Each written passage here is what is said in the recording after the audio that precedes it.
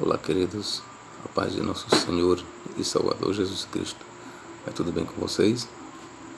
Irmãos, nesta oportunidade, nós vamos falar sobre a subida da Virgem Maria ao céu, ou seja, da ressurreição de Maria ou da Assunção de Maria. Ora, sabemos que no cristianismo primitivo se desenvolveu um grande culto em torno da Virgem Maria. Ora, isso já é notado até mesmo nas páginas do Evangelho. Essa é a intenção de se cultuar a Maria. De uma certa forma, ela está implícita em certas declarações. Por exemplo, quando Jesus, já no final do seu ministério, ele discursando, alguém se maravilhou tanto com o discurso de Jesus, isso está registrado em Lucas, que uma pessoa disse assim: bem-aventurado os seios que te amamentaram. Mas Jesus, ele logo retrucou e disse: antes, mas bem-aventurados são os que ouvem a palavra de Deus. Ora, veja que por trás dessas palavras de Jesus, nós já podemos ver ali uma intenção de exaltar a pessoa de Maria. Mas não sabemos até que ponto, por esta altura do campeonato, já se desenvolver, até que ponto já estava desenvolvida, vamos chamar que este culto em torno da pessoa de Maria. Mas aquelas palavras daquela mulher que diz: bem-aventurado os seios que te amamentaram, por trás desta declaração jaz de uma certa forma uma intenção de exaltar a pessoa de Maria. Mas Jesus, ele acertadamente, ele diz: antes, mas bem-aventurados são aqueles que ouvem a palavra de Deus. Ok, meus irmãos, e este vídeo nós vamos então fazer ele para falar sobre a Assunção de Maria. Como eu já falei, no cristianismo primitivo se desenvolveu um grande culto em torno da pessoa de Maria, e isso já era uma realidade desde o século II. Por exemplo, tem um apócrifo chamado o Proto-Evangelho de Tiago, escrito ali no século II, por volta do ano 150, que ele diz que Maria nasceu imaculada. Daí é que vem a doutrina da Imaculada Conceição de Maria. Dizem até que Maria foi criada dentro de um templo. Ela não se contaminou de forma nenhuma. Este mesmo evangelho, o proto-evangelho de Tiago, ainda diz que Maria ela nunca teve relações sexuais com José. Ou seja, ela concebeu virgem e ela deu à luz virgem, e assim virgem continuou até a sua morte. E aí você pergunta: professor, e quanto aos irmãos de Jesus? Bom, de acordo com o proto-evangelho de Tiago, os irmãos de Jesus, na verdade, eles eram filhos de José com a sua primeira esposa.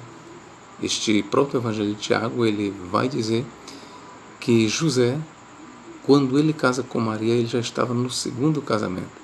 Então, aqueles irmãos de Jesus, de acordo com o próprio Evangelho de Tiago, não eram filhos de Maria, eram filhos de um primeiro casamento de José. Então, você vê que o culto em torno da pessoa de Maria, ele é muito antigo, tão antigo quanto o próprio cristianismo. Ok? E aqui nós estamos trazendo à luz essas informações para compararmos com a Bíblia Sagrada. Ora, nós vamos investigar se este culto em torno da pessoa de Maria tem um respaldo bíblico. Será que realmente a Bíblia Sagrada ela dá aval? Será que podemos ter o aval da Bíblia Sagrada no que diz respeito à exaltação de Maria? E este vídeo nós vamos trabalhar essa questão. Maria ela se encontra no céu ao lado de Jesus Cristo, porque a Igreja Católica é doutrina basilar, por que não dizer é doutrina, é a doutrina, é a espinha dorsal do cristianismo, o culto a Maria, os dogmas que giram em torno da pessoa de Maria formam para a Igreja Católica o que nós podemos chamar de espinha dorsal do cristianismo católico romano. Pois bem, queridos, vamos aqui fazer uma leitura, já que nós vamos tratar aqui da questão de Maria, se ela está realmente no céu, intercedendo por nós, ainda tem mais. Vamos aqui trabalhar esta questão se realmente Maria ela foi levada para o céu de corpo e alma. Ou seja, se houve uma ressurreição realmente de Maria. Ora, este dogma da Assunção de Maria, ele foi oficialmente, ele foi oficializado ali nos anos 50, em 1950. Ele foi oficializado em 1950, mas essa ideia de que Maria ela subiu ao céu em corpo e alma, que ela foi ressuscitada, e ela está à direita de Jesus Cristo, está entre o Pai, está, vamos dizer, entre o Filho, ou por que não dizer, assim como o Filho é mediador entre nós e o Pai, assim também Maria é a mediadora da humanidade entre o Filho e a humanidade. Bom, na hierarquia, de acordo com a Igreja Católica, nós temos o seguinte: o Pai é o topo, depois vem Jesus Cristo, depois vem Maria. De sorte que, para as nossas orações, as nossas petições, chegar até o Pai, primeiro chega a Maria, depois chega ao Filho e depois chega ao Pai. Bom, vamos começar por aqui. Esta hierarquia ela é desconhecida na Bíblia Sagrada. 1 Timóteo capítulo 2, versículos 4 a 5 diz: porque há um só Deus e um só mediador. Vou repetir, há um só Deus e mediador entre Deus e os homens, Jesus Cristo, homem. Basta este versículo aqui para nós já derribarmos esta tese da mediação de Maria. Da mediação de Maria. Basta esse versículo. Professor, mas os anjos mediam. Aí é que está. Os anjos mediam as nossas orações. Os anjos mediam, eles nos auxiliam no nosso dia a dia, as nossas lutas. Isso está escrito na Bíblia Sagrada. Mas quanto à pessoa de Maria, nada está escrito na Bíblia Sagrada sobre uma suposta mediação de Maria. Ou seja, para as nossas orações chegar a Jesus Cristo, tem que primeiro passar por Maria. Isso não está escrito na Bíblia Sagrada. Simplesmente também não está escrito na Bíblia Sagrada que Maria ressuscitou dentre os mortos e já se encontra no céu. Ok, queridos? Então vamos aqui ler em João capítulo 3, versículo 13. Eu gostaria de prender sua atenção, e você que está assistindo este vídeo até aqui, eu gostaria que você fosse até o fim, querido. Ok, meu irmão? Você fosse até o fim, deixa aí o seu like, o seu joinha, tá bom? Curta este vídeo, comente se for o caso. E outra coisa, se você ainda não é inscrito, faça a sua inscrição, tá bom, querido? Que Deus possa te abençoar grandiosamente. Vamos ler João capítulo 3, versículo 13. Ora, ninguém subiu ao céu, senão o que desceu do céu, o Filho do homem que está no céu. Vou repetir a leitura. Ora, ninguém subiu ao céu, senão o que desceu do céu, o Filho do homem que está no céu. Antes que eu faça comentário, eu quero lhe mostrar uma coisa. Olhe bem para a página dessa Bíblia. Você vê que as palavras de Jesus elas são colocadas em vermelho. ok? O que está em negrito não é palavra de Jesus. Agora, a fala de Jesus nesta Bíblia Sagrada que ela é colocada em vermelho. Aqui vai a minha observação para os senhores. Ora, a Bíblia Sagrada ela foi escrita originalmente em grego.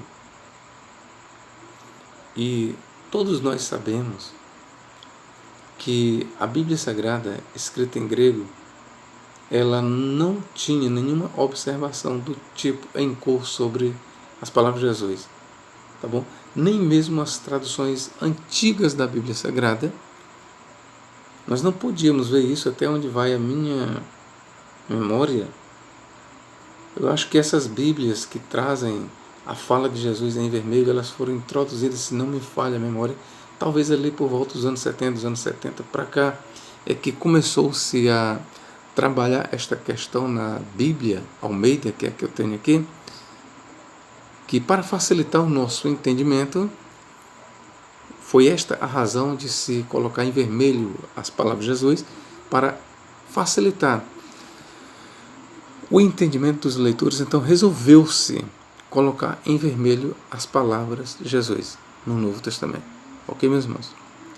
E esta foi uma didática criada pela sociedade bíblica, pelos teólogos, e eles pensaram o seguinte: para facilitar o entendimento dos nossos irmãos acerca de onde Jesus fala, então nós vamos colocar em vermelho as suas palavras. Só que eu quero dizer para os senhores que aqui não temos apenas uma didática, mas nós temos também uma interpretação. Quando eu decido colocar em vermelho as supostas palavras de Jesus, eu não estou sendo apenas didático para você, mas eu estou sendo doutrinário, eu estou te doutrinando, eu estou te induzindo, eu estou colocando na tua cabeça a ideia de que esse discurso aqui é de Jesus. Professor, por que o senhor está fazendo todo este rodeio? Por que o senhor está trabalhando dessa forma esse texto? Para mim, lhe dizer que originalmente, como eu já falei, as palavras de Jesus não se encontravam em vermelho. Aqui é apenas uma indução dos tradutores, dos revisores. Foram eles que colocaram em vermelho. É eles que estão dizendo para nós, para você, que aqui foi Jesus quem falou. São os tradutores, são os revisores, é uma comissão quem está dizendo para mim e para você que essas palavras aqui são de Jesus. Ora, ninguém subiu ao céu senão que desceu do céu, o Filho do Homem que está no céu. Repito, são os tradutores, são os revisores, é a comissão bíblica quem está dizendo para mim e para você que é Jesus quem está falando. Mas, de acordo com o autor sagrado, quando nós fazemos uma investigação bem acurada, bem atenciosa, nós chegamos à conclusão que essas palavras não são de Jesus, e sim aqui é uma avaliação, aqui é uma sentença de João, o que escreveu o quarto evangelho. É João, o evangelista, que está dizendo para mim e para você: ora, ninguém subiu ao céu, senão aquele que de lá desceu, o Filho do Homem que está no céu. Professor, mas o discurso aqui é Jesus, sim, mas aqui de forma brusca, de forma inesperada, entra aqui o discurso do autor, se mescla com o discurso de Jesus, de forma que é necessário ter muita, mas muita atenção para se detectar aqui não uma palavra de Jesus, mas a palavra do escritor. E eu vou então aqui passar a provar para você. Por quê? Qual é o objetivo? O meu objetivo aqui não é tanto provar que estas palavras são ou não são de Jesus, mas eu tenho que provar que essas palavras não são de Jesus, para depois daqui nós passarmos para o que nos propomos, provar que Maria não foi ressuscitada e não está no céu. Vamos lá. Ora, ninguém subiu ao céu. Vamos lá. Isso não cabe, isso não faz sentido, essa declaração ser de Jesus Cristo. Porque veja que Jesus aqui, de acordo com o discurso, ele estava falando com Nicodemos. Veja bem, Jesus estava falando com Nicodemos. Vamos observar, Jesus estava falando com Nicodemos. Jesus ainda não tinha passado pela morte. Aqui é um discurso entre Jesus e Nicodemos, e ele ainda estava no começo do seu ministério. Ele ainda não tinha passado sequer pelo Calvário, não tinha passado pela morte. Jesus não tinha passado pela ressurreição. Outra coisa, Jesus não tinha sido elevado ao céu. Então, se Jesus ainda não tinha morrido, se Jesus ainda não tinha ressuscitado, e se Jesus não tinha subido ao céu, não faz nenhum sentido Jesus, à altura do campeonato, emitir esta declaração: ora, ninguém subiu ao céu. Ora, ninguém subiu ao céu. Estaria Jesus aqui negando a sua subida ao céu, porque é a respeito, vamos dizer, por assim dizer, de Jesus. A declaração é a respeito dele. Não poderia Jesus fazer essa declaração: ninguém subiu ao céu, a respeito dele, porque de fato ele ainda não tinha subido, e ele não poderia trazer essa declaração para ele, porque é sem lógica. Outra coisa, Jesus também não está aqui negando a subida ao céu de Enoque e Elias, porque Jesus conhecia muito bem a narrativa do Antigo Testamento e sabia que Enoque e Elias tinham subido ao céu. Mas veja que Enoque e Elias subiram ao céu não mediante uma ressurreição. Enoque e Elias subiram ao céu corporalmente, mas sem passar pela morte e ressurreição. E esta subida ao céu aqui, que nós lemos, ora, ninguém subiu ao céu, é uma subida ao céu mediada entre morte e ressurreição. Quando Jesus diz, ora, ninguém, Jesus não, quando nós temos a declaração que diz, ora, ninguém subiu ao céu, o que nós temos aqui é uma subida ao céu precedida de morte e ressurreição. Ora, o que o autor aqui está dizendo, João, é isso aqui, ó. Ora, ninguém ainda ressuscitou dos mortos e subiu ao céu, senão aquele que de lá desceu. Veja bem, é isso que João tem em mente quando ele faz essa declaração, queridos. O que João está dizendo é exatamente isso. Ora, ninguém ressuscitou dentre os mortos e subiu ao céu, senão aquele que de lá desceu. Quem foi que desceu do céu, queridos? Ora, quem foi que desceu do céu?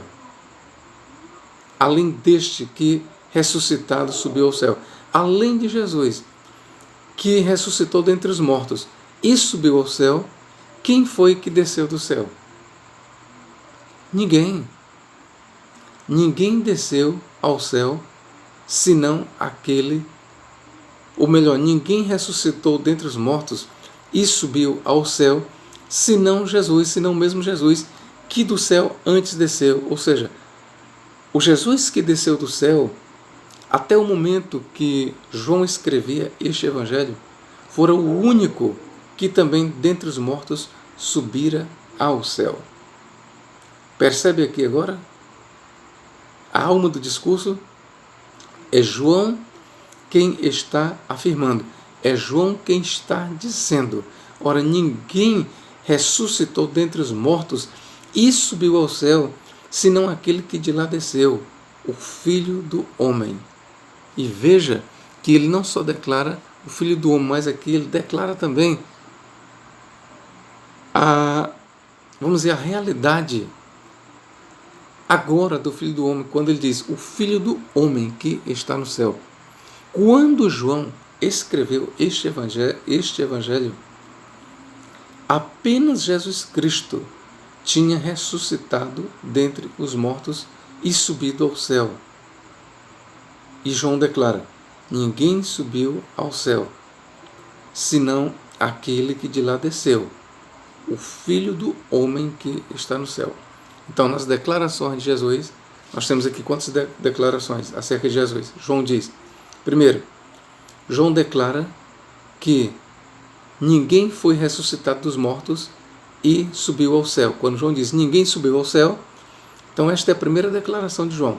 João está dizendo ninguém até agora ressuscitou dentre os mortos e subiu ao céu. Aí a segunda declaração de João é a não ser aquele que de lá desceu. Opa! Segunda declaração de João. Há um que ressuscitou dentre os mortos e subiu ao céu. Quem foi? O mesmo que de lá desceu. Como é o seu nome? O Filho do Homem. Muito bem, o Filho do Homem. Terceira declaração de João. Se ele ressuscitou dentre os mortos e subiu ao céu, é o mesmo que de lá desceu, onde é que ele se encontra agora? E João, ele não silencia, ele diz, ele está no céu. Ninguém subiu ao céu, senão aquele que de lá desceu. O Filho do Homem que está agora no céu. Com isso, meus irmãos, eu passo agora a refutar essa ideia de que Maria subiu ao céu. Não é verdade. Este Evangelho de João ele foi escrito talvez entre os anos 80 a 100 da nossa era. Os estudiosos eles colocam a escrita do Evangelho de João entre os anos 80 a 100 da nossa era. Tá bom? Então foi escrito já no final do primeiro século. Quando João escreveu o seu Evangelho, até o momento que ele escreveu, Maria não tinha subido ao céu. Porque se ela tivesse subido ao céu, como dizem os católicos romanos, você pode ter certeza que a declaração teria sido diferente. Ele teria dito no mínimo assim, ora, ninguém subiu ao céu, senão aquele que de lá desceu, o Filho do Homem que está no céu, e também a sua mãe. Para sermos justos, a declaração de João teria que incluir aqui a subida de Maria. Mas a verdade é que Maria ela não foi assunta ao céu. Isso é um dogma da Igreja Católica Apostólica Romana, baseada em antigos evangelhos que cultuavam a Maria. E veja, meus irmãos, que no Concílio de Nicéia, que aconteceu em 325, se não me falha a memória, estes evangelhos eles foram, a própria igreja não aceitou estes evangelhos. O proto-evangelho de Tiago, o evangelho de Maria, e assim vai, que exaltava Maria, não entraram no cânon bíblico. A própria igreja católica, no quarto século, rejeitou estes evangelhos como canônicos. Todavia, a igreja, ainda que tenha rejeitado tais evangelhos como canônicos, mas aceitou a doutrina que está nesses evangelhos. E isso passou a ser uma tradição em peso de igualdade com a revelação bíblica. Se você for falar com um católico, realmente ele vai dizer para você assim, não, no Novo Testamento não está escrito que Maria ressuscitou dentre os mortos e está no céu. Mas a nossa tradição, a tradição extra-bíblica, que também é uma revelação, essa tradição diz que Maria subiu ao céu. Só, meus irmãos, tem algum problema se aceitar uma tradição extra-bíblica? Não tem problema. O problema é que esta tradição extra-bíblica, essa tradição católica, fora da Bíblia Sagrada, devemos rejeitar não porque ela seja extra-bíblica, mas porque ela é contra a Bíblia, porque ela confronta a Bíblia Sagrada.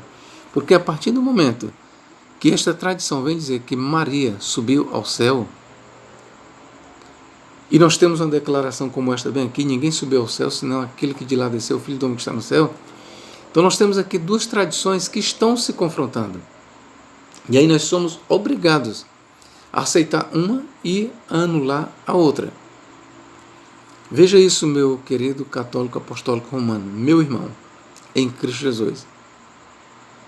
Quando você defende esta tradição extra-bíblica de que Maria subiu ao céu em corpo e alma, você está rejeitando isso que temos em João 3,13.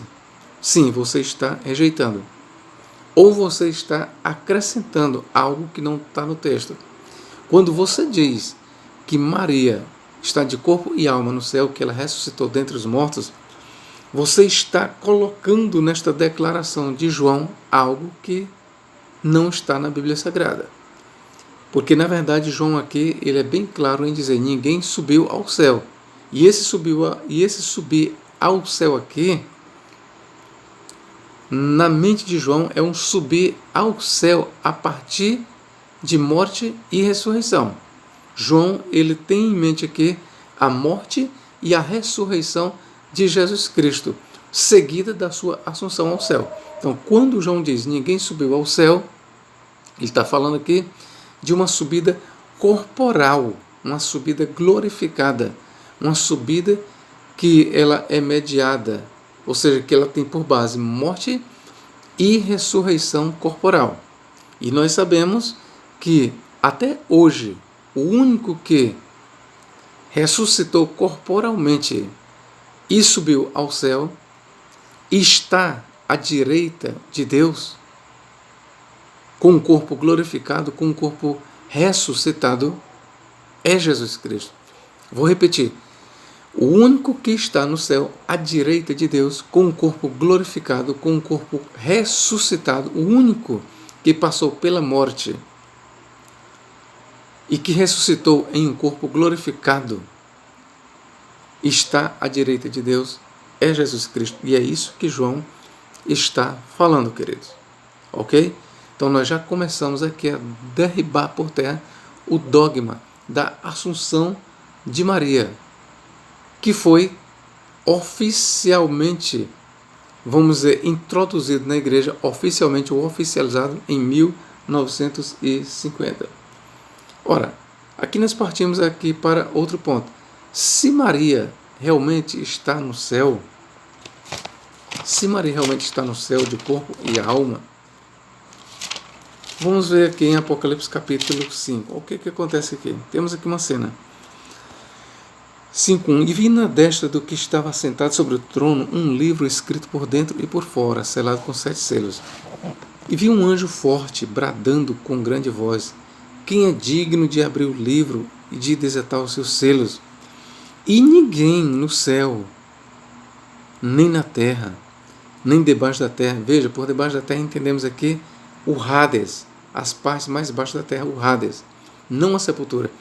E ninguém no céu, aqui nós podemos pensar em anjos, em todos os seres celestiais.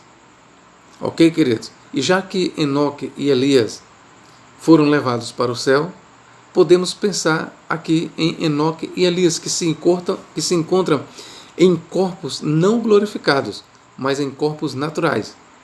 Aqui eu aproveito para lhes dizer o seguinte: aqueles que pregam que Enoque e Elias foram arrebatados e já passaram por o que nós chamamos de metamorfose do mortal para o imortal, isso não é verdade. O Antigo Testamento ele jamais vai dizer que Enoque e Elias foram glorificados, que eles subiram em corpos glorificados. O silêncio é total. O Novo Testamento jamais diz que Enoque e Elias subiram em corpos glorificados. Então o que nós ficamos é Enoque e Elias, principalmente de acordo com a luz que nós temos no Novo Testamento, subiram para o céu em corpos mortais e estão até hoje no céu em corpos mortais. E de acordo com a tradição patrística, a maioria dos pais da igreja, eles acreditavam que as duas testemunhas que nós temos no livro do Apocalipse, ali são Enoque e Elias, que descerão do céu em seus corpos mortais no período da grande tribulação, e durante 3 anos e meio eles pregarão para a nação de Israel. E na metade da 70ª semana de Daniel, por assim dizer, o anticristo se levantará desde o Hades, porque está escrito em Apocalipse 11:7, e perseguirá as duas testemunhas, lutará contra elas e as matará. Então, Pela primeira vez, Enoque e Elias passarão pela morte e ressurreição ali na metade do que nós chamamos 70ª semana de Daniel. Na metade da 70ª semana de Daniel, está escrito que as duas testemunhas lutarão contra o anticristo lutarão contra as duas testemunhas, e as duas testemunhas experimentarão a morte e a ressurreição. Então, a tradição patrística diz que as duas testemunhas, a maioria dos pais da igreja, eles dizem que as duas testemunhas são Enoque e Elias. E o quarto livro de Esdras, em 6:26, diz que os homens verão os dois homens que não experimentaram a morte. E quem são os dois homens do Antigo Testamento que não experimentaram a morte? São Enoque e Elias. Então o Apocalipse de Esdras vai dizer que Enoque e Elias, nos últimos dias, nos dias messiânicos, nos dias das dores de parte do Mashiach, eles aparecerão aqui, pregarão para a nação de Israel. E o quarto livro de Esdras, como eu falei, o Apocalipse de Esdras, é bem claro em identificar esses dois homens com Enoque e Elias. Então, quando João escreveu o livro do Apocalipse, bem como o quarto evangelho, e aqui eu me reporto agora ao Apocalipse de João, quando o Apocalipse de João foi escrito, paralelamente estava sendo também escrito o quarto livro de Esdras, ou Apocalipse de Esdras. Então, a tradição de que Enoque e Elias voltariam em seus corpos mortais aqui para o mundo era vigente. Ok? E por que eu trouxe isto à baila, à luz? Para reforçar esta ideia, meus irmãos, que quando João diz ninguém subiu ao céu, senão aquele que de lá desceu, o Filho do Homem que está no céu, João tinha em mente uma subida a partir de uma morte e ressurreição. Então João ele não estava negando a subida de Enoque e Elias ao céu. Por quê? Porque ele estava falando aqui de uma subida ao céu a partir de morte e ressurreição.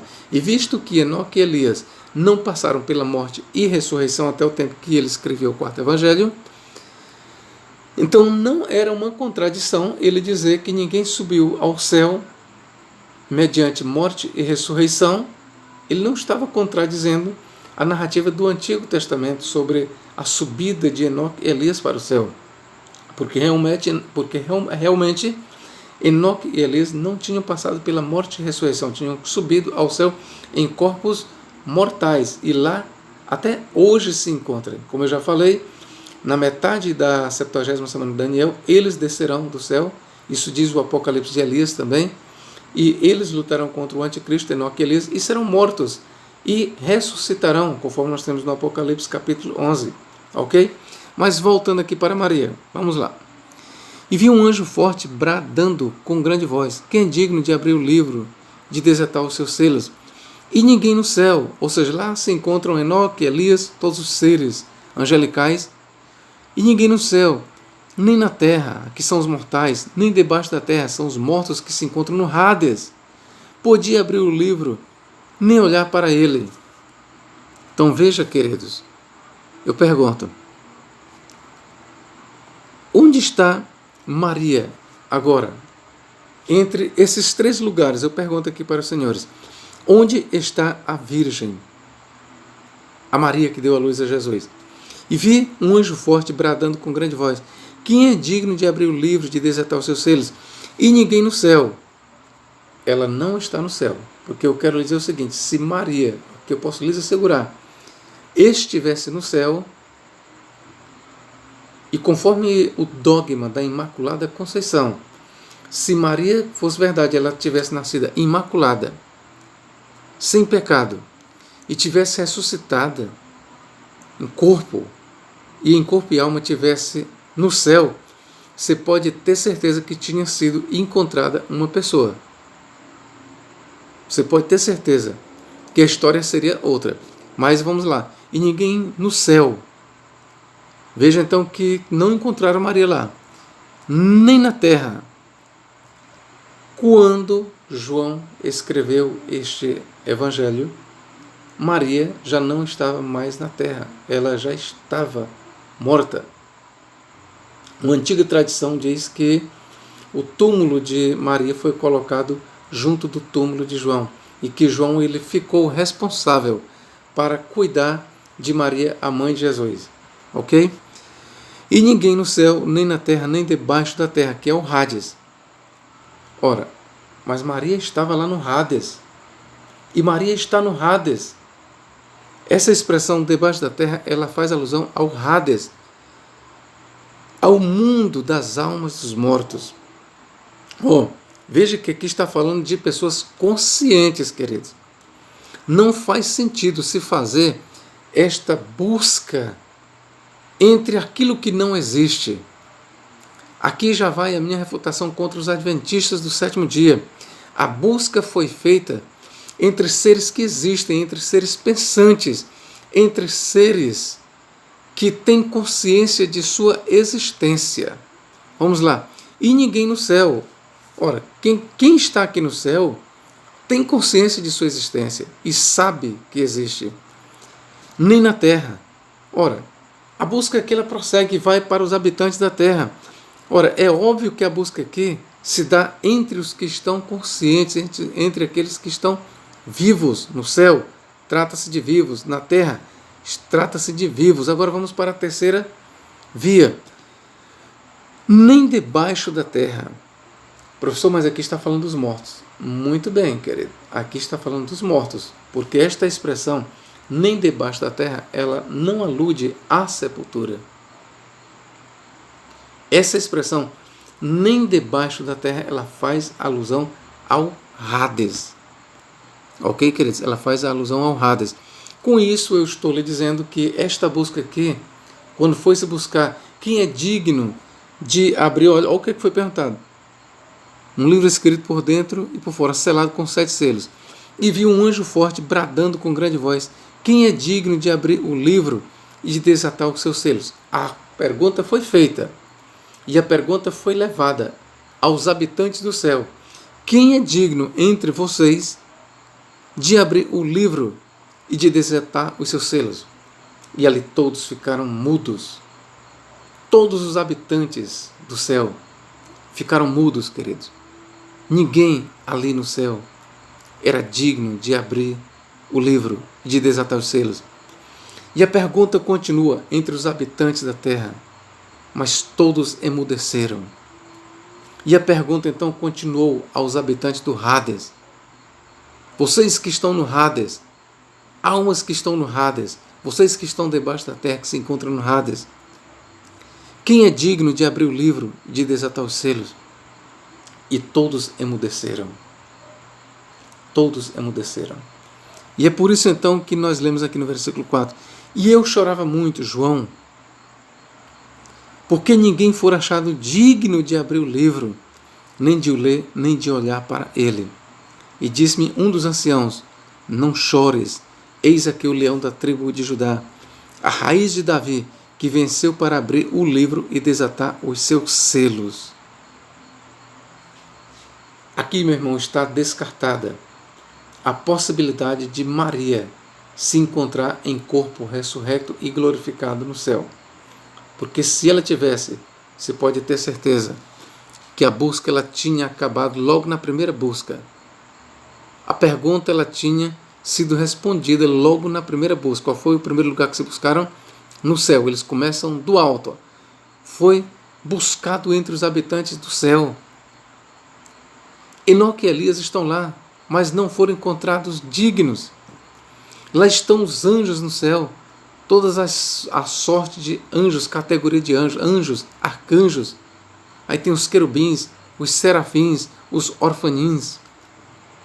Mas nenhum desses seres foram encontrados dignos de abrir o livro e de desatar os seus 7 selos. E você pode ter certeza, se Maria fosse verdade, como diz a Igreja Católica, estivesse em corpo glorificado lá no céu, ela seria digna, sim. Aqui eu pergunto para a Igreja Católica agora, para os católicos. Será que se Maria fosse verdade, ela nunca tivesse tido relação sexual, se ela tivesse nascido de forma imaculada e tivesse permanecido virgem, mesmo depois do parto, conforme diz o proto-evangelho de Tiago, E conforme o Evangelho de Maria, ela tivesse sido trasladada, arrebatada ao céu em corpo e alma. Ora, aqui nós temos, de acordo com a tradição da Igreja Católica, Maria sendo equiparada em glória a Jesus Cristo. Então, se isso fosse verdade, você pode ter certeza que a busca teria ficado ali, no primeiro grau, que é o céu. Mas não, a busca continuou entre os habitantes da terra. E não se achou entre os habitantes da terra os conscientes, pessoas vivas, dignidade. E a busca continuou entre os habitantes do Hades. E lá está Maria, no Hades. E não se encontrou. E eu quero lhe provar aqui, meus irmãos, que essa história de que os santos ressuscitaram, porque entre os cristãos primitivos havia essa ideia de que quando Cristo ressuscitou dentre os mortos, aquela comitiva de santos que foram ressuscitados, porque diz lá no Evangelho de Mateus, capítulo 27, parece que versículo 53, diz que muitos corpos de santos que dormiam foram ressuscitados e saíram do sepulcro depois da ressurreição dele. Então, de acordo com a antiga tradição do cristianismo, aqueles santos ali eram os santos do Antigo Testamento, que foram ressuscitados naquele momento e subiram ao céu. A verdade é que a Bíblia Sagrada ela não traz este relato. Aí é uma interpretação. E quando nós vamos analisar bem direito, a gente tem razão para duvidar dessa tradição, de que os santos do Antigo Testamento ressuscitaram com Jesus e foram levados corporalmente para o céu.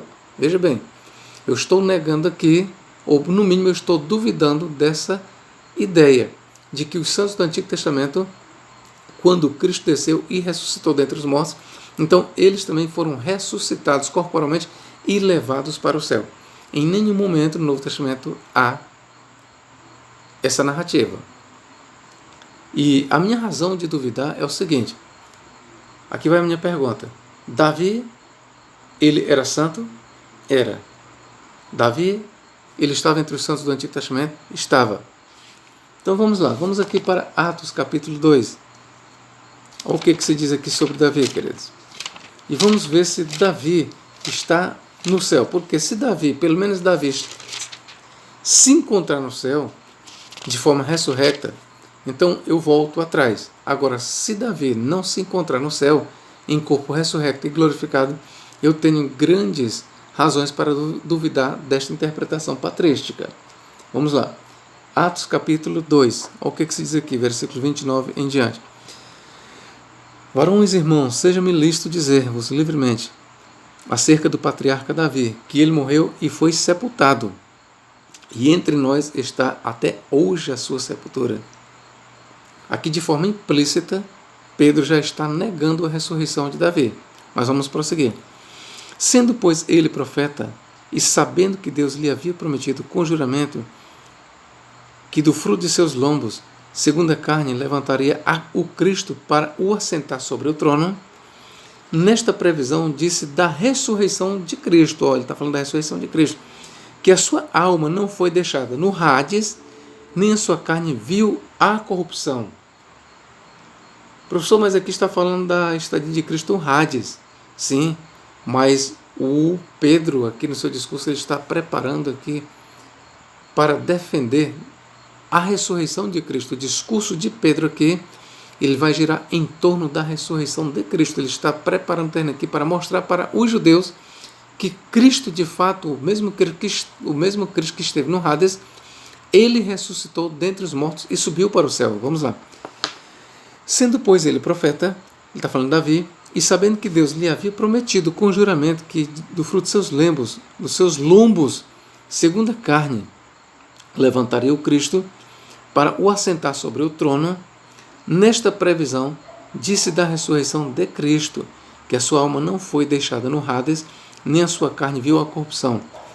Deus ressuscitou a este Jesus, do que todos nós somos testemunhas. De sorte que, exaltado pela destra de Deus, e tendo recebido do Pai a promessa do Espírito Santo, derramou isto que vós agora vedes e ouvis. Porque Davi não subiu aos céus, Olha aqui, Davi não ressuscitou, queridos, e não subiu aos céus, porque Davi não subiu aos céus. Mas ele próprio diz: disse o Senhor ao meu Senhor, assenta-me até a minha direita, até que eu ponha os teus inimigos por escabelo de seus pés. Saiba, pois, com certeza toda a casa de Israel, que a esse Jesus, a quem vós crucificastes, Deus o fez Senhor e Cristo. O discurso aqui de Pedro tem por finalidade provar que Cristo foi o único a ressuscitar dentre os mortos e subir ao céu. Ele deixa isso claro. Quando ele diz que Davi não subiu ao céu, Pedro aqui está dizendo, até o momento do discurso de Pedro aqui, ele está afirmando que Davi não subiu ao céu. Porque Davi morreu. Davi está no Hades? Está. Mas Davi não ressuscitou. Logo também Davi não subiu ao céu. Com isso, Pedro, aqui, ele prepara o seu discurso e coloca nos ouvidos dos judeus e diz: saiba toda a casa de Israel, que a este Jesus, a quem vocês crucificaram, ele ressuscitou dentre os mortos e, exaltado por Deus, subiu ao céu e está à direita do Deus Todo-Poderoso. Com isso, meus irmãos, a partir de Davi, eu posso afirmar que os santos do Antigo Testamento não ressuscitaram e não estão no céu. Porque a pergunta é, se é verdade que os santos do Antigo Testamento ressuscitaram e estão no céu, por que Davi foi deixado? Porque aqui está se dizendo claramente que Davi não subiu ao céu. Em outras palavras, Davi não ressuscitou e não foi levado para o céu. E se é verdade que os santos do Antigo Testamento ressuscitaram e foram levados para o céu, por que Davi ficou? Será que Davi ficou por causa do pecado que ele cometeu? Será, meus irmãos? Será que foi isso? Você me responda, né? Pode ter sido, né? Vai ver que todos os santos do Antigo Testamento ressuscitaram, mas o pobre Davi, até hoje, está no Hades, pagando pelos seus pecados. Mas a verdade, meus irmãos, é que, de acordo com a Bíblia Sagrada, Jesus, ele foi o único, até o momento, a ressuscitar dentre os mortos e subir para o céu. Olha o que diz aqui em 1 Coríntios, para fecharmos este vídeo. 1 Coríntios capítulo 15 e versículo, vamos ver aqui, versículo 22 e 23. Porque assim como todos morrem em Adão, assim todos serão vivificados em Cristo. Aqui o autor ele tem em mente aqui a ressurreição. A questão aqui do discurso de Paulo, ela girou em torno da ressurreição, porque tinham alguns irmãos cristãos que negavam a ressurreição dentre os mortos. Então, todo o discurso do apóstolo Paulo aqui em 1 Coríntios 15, ele gira em torno da ressurreição dos mortos, tá bom? Porque assim como todos morrem em Adão, assim também todos serão vivificados, ou seja, ressuscitados em Cristo. Vamos lá. Mas cada um por sua ordem. Cristo as primícias, depois os que são de Cristo na sua vinda. E veja que, além de Paulo ter em mente a ressurreição, ele focaliza a sua atenção mais na ressurreição dos santos, ok? Mas cada um por sua ordem. Cristo as primícias, depois os que são de Cristo na sua vinda. Está bem aqui, meu irmão. Davi era de Cristo? Era. Os santos do Antigo Testamento, eles morreram em Cristo? Sim. Eles tinham em fé, eles morreram com uma fé de que o Cristo viria. Eles morreram com esta fé. Então, eles eram de Cristo. Então, se os santos do Antigo Testamento eram de Cristo, então aqui está escrito também que eles não ressuscitaram ainda. Os que são de Cristo, meus irmãos, e entendamos, por ser de Cristo, não só os santos depois do Calvário, mas antes do Calvário.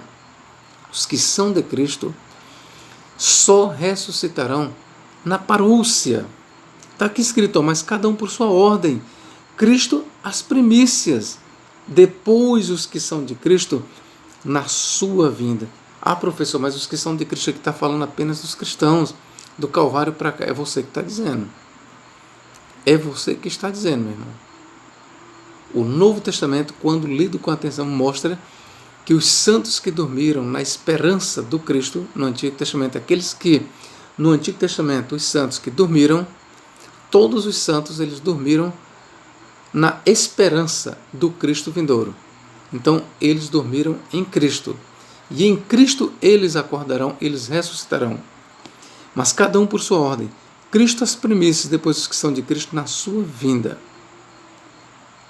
E veja que o próprio Pedro, ele diz que o discurso de Davi, quando Davi disse o Senhor ao meu Senhor, assenta-te à minha direita, até que eu ponha os teus inimigos por escabelo de teus pés. De acordo com o próprio apóstolo Pedro, quando Davi fez esse discurso, ele pensava na ressurreição de Jesus Cristo. Quando Davi escreveu isso, o Senhor não deixará a minha alma no Hades, nem permitirá que o teu santo veja a corrupção. Quando Davi escreveu isso no Salmo 16, o próprio Pedro diz que Davi estava profetizando acerca da morte e ressurreição de Jesus Cristo.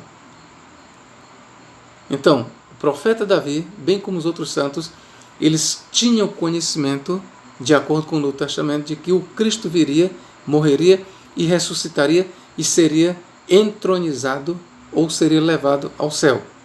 O Novo Testamento testifica isso, meus queridos. Então, meus irmãos, está claro, pelo menos para mim, está claro, que nenhum dos santos do Antigo Testamento ressuscitaram e estão à direita de Deus. E como nós nos propusemos aqui a falar sobre a questão da ressurreição de Maria, nós trouxemos estas coisas à baila também para completar aqui o discurso.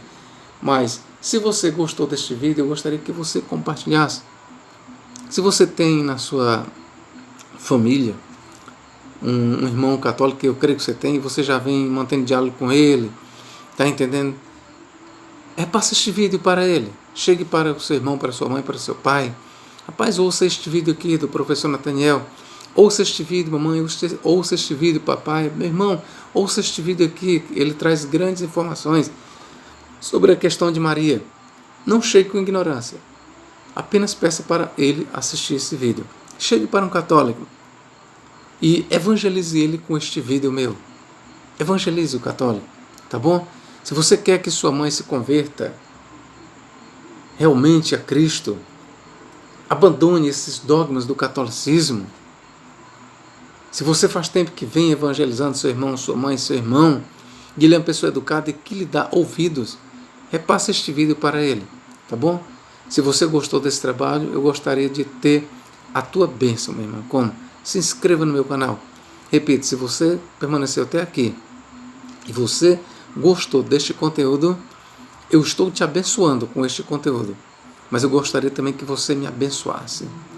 Vamos trocar as bênçãos. Eu te abençoo em nome de Jesus e tu me abençoa em nome de Jesus.